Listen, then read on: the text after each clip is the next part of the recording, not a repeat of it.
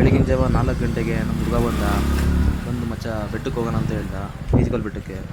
ಇಬ್ಬರು ಶಿಸ್ತಾ ಬೈಕ್ ಎತ್ಕೊಂಡು ಹೋಗೋ ದಾರಿಯಲ್ಲಿ ಎಷ್ಟೇ ಮಾಡಿಕೊಂಡು ತಲೆಗೆ ಹಾಕ್ಕೊಂಡು ಪೀಸಾಗಿ ಹೋದ್ವಿ. ಹೋಗ್ಬೇಕಾದ್ರೆ ಒಂದು ರೈಲ್ವೆ ಗೇಟ್ ಸಿಕ್ತು, ದಾಟೋಣ ಅಂತ ಹೋದ್ವಿ. ಟಾರ್ಚ್ ಇಲ್ಲ ಅಂದರೆ ದೇವ್ರನ್ನ ಕಲ್ಕಕ್ಕಾಗ್ತಿಲ್ಲ. ಹಿಂಗಿತ್ತು ಅಂದರೆ ಲೈಟಲ್ಲಿ ಮಾತ್ರ ಕಾಣಿಸ್ತಾ ಇತ್ತು. ಮಾಮೂಲಿ ಹಂಗೆ ನೋಡೋದು ಈ ಒಂದಲ್ಲೇ ಕಾಣ್ಕೋಬಾಗ್ತಾಯಿತ್ತು. ಹಿಂಗೋ ಮಾಡಿ ಬೆಟ್ಟಕ್ಕೆ ಹೋಗ್ತಾಯಿದ್ವಿ. ಹೋಗೋ ದಾರಿಯಲ್ಲಿ ನೋಡಿ ಏನು ಸಿಕ್ತು, ಅದನ್ನು ಟಚ್ ಮಾಡಿಕೊಂಡು ಆಟ ಆಡ್ಕೊಳೋದಕ್ಕೆ ಕತ್ಲೆ ಯಾರೂ ಇಲ್ಲ, ಫುಲ್ಲು ಗಾಬು. ಆ ಟೈಮಲ್ಲಿ ನನ್ನ ಹತ್ರ ಟಾರ್ಚ್ ಇಲ್ಲ ಅಂತ ದೇವ್ರಣ್ಣಗೆ ಹೇಳ್ತೀನಿ. ನಾನು ನಮ್ಮ ಹುಡುಗ ಇಬ್ಬರು ಬೆಟ್ಟ ಹತ್ತನೇ ಇರಲಿಲ್ಲ ಗುರು. ಹಿಂಗಿತ್ತು ಅಂದರೆ ಫುಲ್ಲು ಕತ್ಲೆ, ಏನಿಲ್ಲ. ಆ ಕಡೆ ಈ ಕಡೆ ಸೌಂಡ್ ಬೇರೆ ಬರ್ತಿತ್ತು. ನಾಳೆ ಬೇರೆ ಅಮಾವಾಸ್ಯೆ ಇತ್ತು. ಯಪ್ಪ, ಅವ್ನ ಟಾರ್ಚ್ ಏನು ಯೂಸೇ ಆಗ್ತಿಲ್ಲ. ನಾನು ನೋಡಿ ಹೆಂಗೆ ಹೊತ್ಕೊಂಡು ಹೋಗ್ತಾಯಿದ್ದೀನಿ ನಾಯಿ ಥರ.